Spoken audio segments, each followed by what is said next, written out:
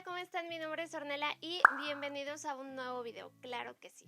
Como pudieron haber visto en el título del video, esta vez vamos a continuar con el tema de las ciencias bíblicas, la teología y, si no mal recuerdo y lo prometido es deuda, y vamos a ver acerca de un ejemplo de un análisis de tres textos que se encuentran en los evangelios y más propiamente en los evangelios sinópticos. Así que sin más preámbulo, empecemos.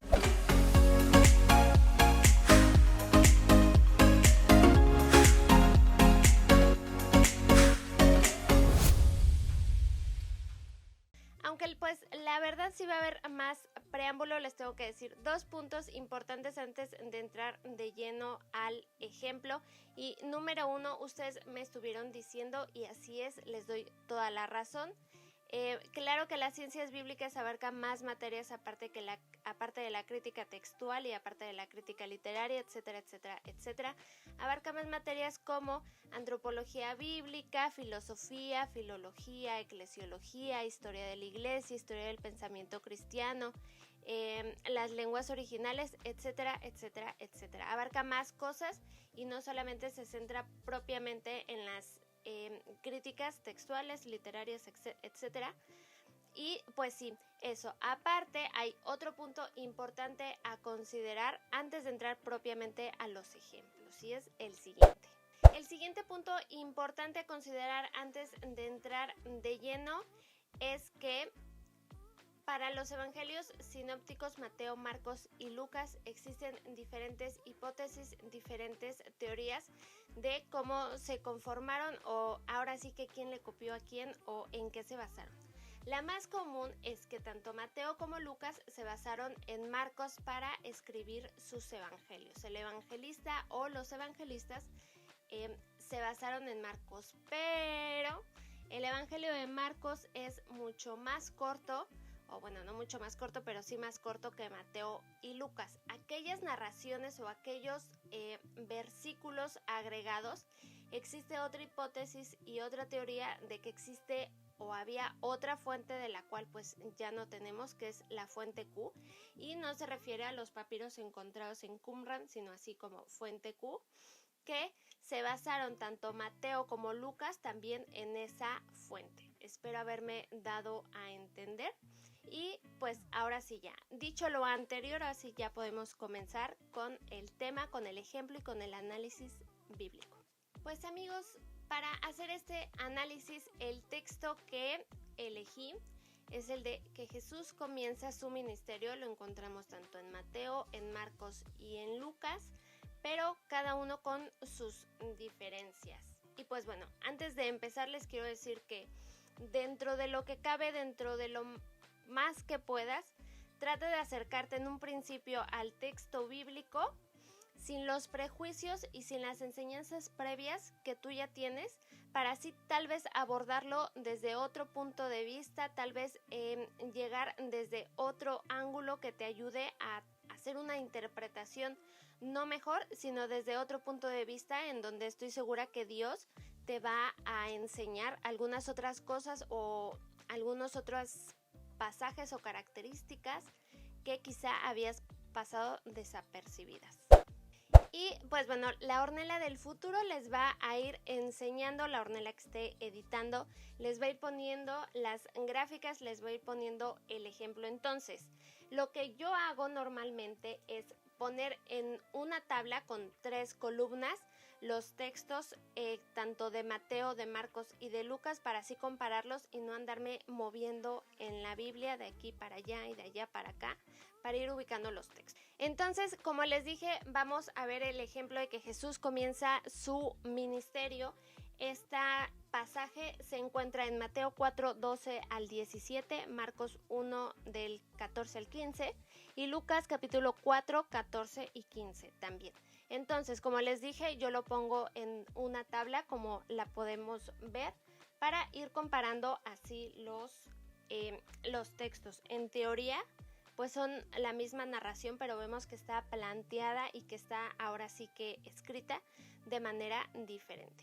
Ahora, como pueden ver, hay ciertas características que nosotros debemos de ir ubicando en el texto y que, como les repito, es mejor ponerlas como que en una tabla para verlo así como desde un panorama general e ir ubicando cuáles son las diferencias y cuáles son las similitudes. Por ejemplo, aquí lo que yo hago y lo que creo que muchas personas hacen es poner personajes, lugares, tiempos, narraciones, diálogos y contextos y pues ya propiamente el análisis del texto. Todo lo anterior te va a servir para hacer el análisis del texto. Ahora, cuando se habla de la misma narración pero puesta en diferentes evangelios, es importante ver el contexto que viene antes y lo que viene después para saber así el evangelista o los evangelistas dónde lo ubican dentro del evangelio. Por ejemplo, aquí en Mateo vemos que ponen, en Mateo y en Lucas vemos que ponen esta narración hasta el capítulo 4, y Marcos lo pone desde un principio, Marcos lo pone desde el capítulo 1. Entonces aquí, basándonos en el ejemplo, podemos ver que Lucas omite, pues ahora sí que bastantitos personajes. Quita, por ejemplo, a Juan el Bautista, quita a los gentiles, quita al profeta Isaías que Mateo lo agrega. Ahora, los lugares también, Lucas se limita un poquito más porque, por ejemplo, dice o menciona Galilea, toda la tierra alrededor de Galilea y las sinagogas y ya. Y vemos que Mateo, de nuevo, tanto agrega como personajes, también agrega lugares.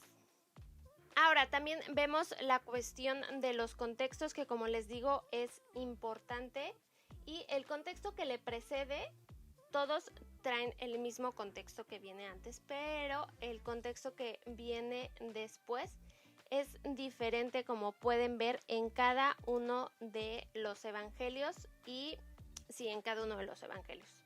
Ahora, conforme tú vayas practicando y vayas haciendo esto la mayor parte de veces que puedas, te vas a ir dando cuenta que existen algunas constantes y particularidades en cada evangelio. Por ejemplo, Mateo es más propenso y le gusta más como que alargar los textos, meter narraciones dentro de las narraciones que en los demás evangelios no vienen, o meter diálogos. Por ejemplo, en este caso Mateo agregó el diálogo o agregó acerca de la profecía de Isaías, y Mateo y Lucas para nada hicieron eso. Eso no significa que esté mal, eso no significa que los evangelios se contradigan, o eso no significa que Mateo deliberadamente de buenas a primeras estuvo agregando solamente porque sí. Al hacer esto, nosotros vamos a conocer primero que nada el estilo del evangelio y en qué característica se enfoca cada uno en Jesús. Por ejemplo, si nosotros o 3 personas conocemos a otra persona, cada uno de nosotros vamos a destacar alguna característica de esa persona, alguna característica diferente. Y no porque sean diferentes significa que sean contradictorias o que uno esté mal. Ahora, que nosotros ubiquemos los personajes, los lugares y los tiempos, como les dije, nos ayuda a ver qué características y nos ayuda a encontrar el por qué el evangelista o los evangelistas destacaron eso. Por ejemplo, aquí en Mateo podemos ver que agrega la cita veterotestamentaria de Isaías para mostrar así que es un Jesús que cumple la profecía, pero también el hecho de insertar y de observar que pone a Jesús en Galilea es porque ahí estaban situados los gentiles y las personas que más menospreciaban. Entonces, ubicar a Jesús en ese lugar y en ese contexto es para el evangelista dar a entender y mostrar que Jesús no solamente andaba con judíos, sino que también estaba con las personas más vulnerables. Ahora, en el Evangelio de Marcos podemos ver cómo es más directo, más tajante, porque desde el capítulo 1, versículo 1, presenta a Jesús como el Hijo de Dios, sin rodeos, sino de una manera tajante lo presenta así. Ya más propiamente en los versículos 14 y 15, que es lo que estamos analizando, pienso que es como que en parte la esencia del Evangelio, la esencia de las buenas nuevas de lo que quería decir Jesús.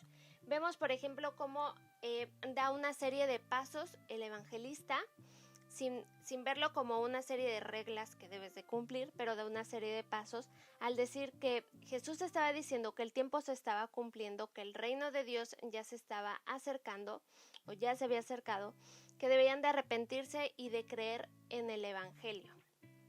Y una particularidad más que vemos aquí es que Mateo normalmente, en lugar de decir el reino de Dios, dice el reino de los cielos en plural.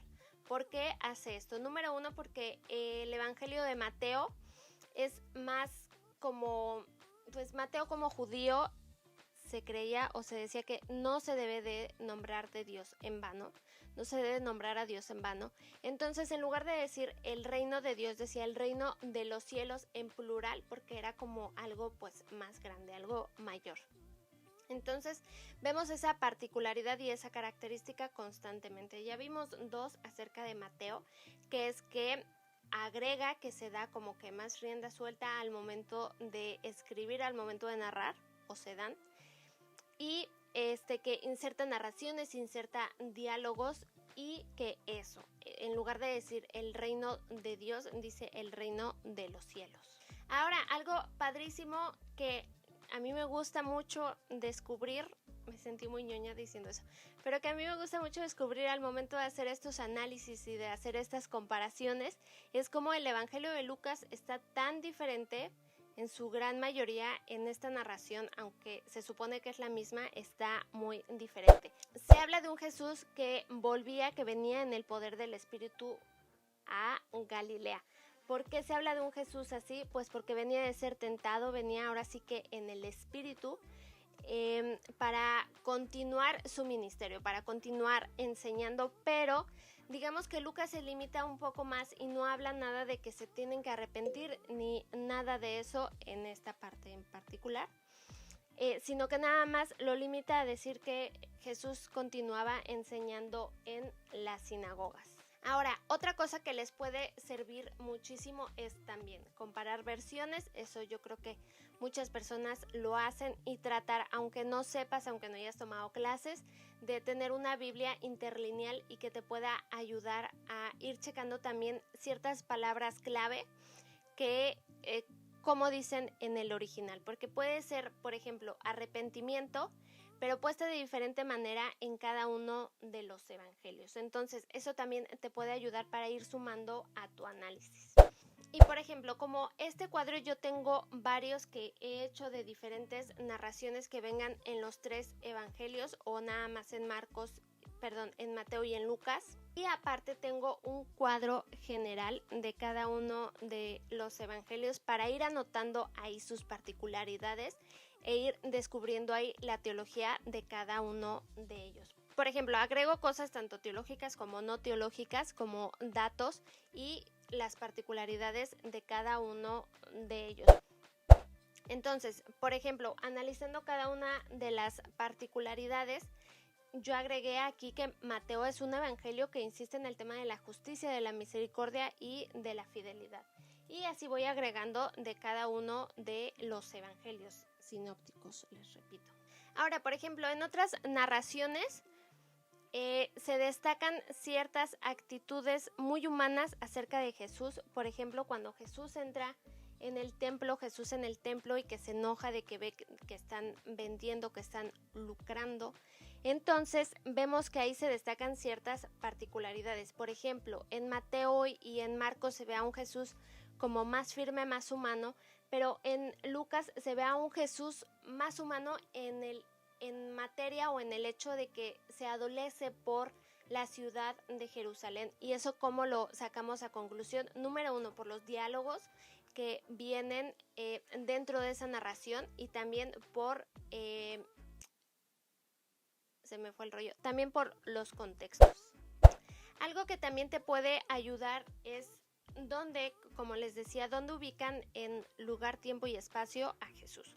Por ejemplo, lo pueden ubicar en los montes, que es porque quieren destacar ese sentido de rey de Jesús, o en los llanos de que lo quieren poner como alguien que estaba siempre cercano al pueblo, junto con el pueblo, que acompañaba al pueblo, etcétera, etcétera, etcétera. Todos esos detalles que para nosotros a veces pueden ser simplemente históricos, suman muchísimo a tu análisis, a tu interpretación, y así poder tratar de descubrir qué cosas destacan los evangelistas acerca de Jesús. Entonces,